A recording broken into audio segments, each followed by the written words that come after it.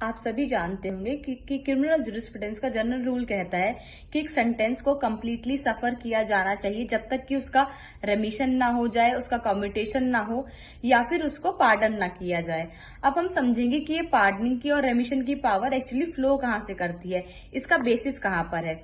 तो कॉन्स्टिट्यूशन का आर्टिकल 72 हमें प्रेसिडेंट की पार्डनिंग पावर्स के बारे में बताता है और कॉन्स्टिट्यूशन का ही आर्टिकल 161 हमें गवर्नर की पार्डनिंग पावर्स के बारे में बताता है।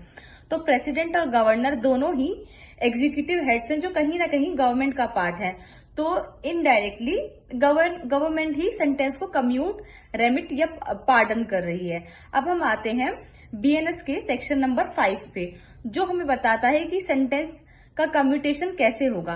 सेक्शन 5 हमें बताता है कि सेंटेंस का कम्यूटेशन या तो स्टेट गवर्नमेंट करेगी या फिर सेंट्रल गवर्नमेंट करेगी। वो केसेस के अकॉर्डिंग बाइफरकेट किया गया है कि कौन कौन से कैटेगरी ऑफ ऑफेंसेस को स्टेट गवर्नमेंट कम्यूट कर सकती है और कौन कौन से ऑफेंसेस को सेंट्रल गवर्नमेंट कम्यूट कर सकती है। अब यहाँ पे एक अमेजिंग फैक्ट यहाँ लाई करता है कि जब हम बीएनएसएस का सेक्शन 476 देखेंगे तो वो commutation of death sentence on pregnant women की बात करता है कि अगर किसी भी प्रेग्नेंट वुमेन के ऊपर डेथ सेंटेंस पास किया जाता है तो उसको कैसे कम्यूट किया जाएगा।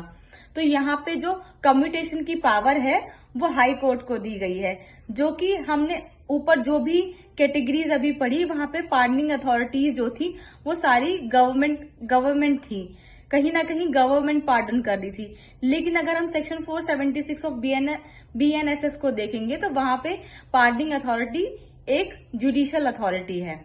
Thank you.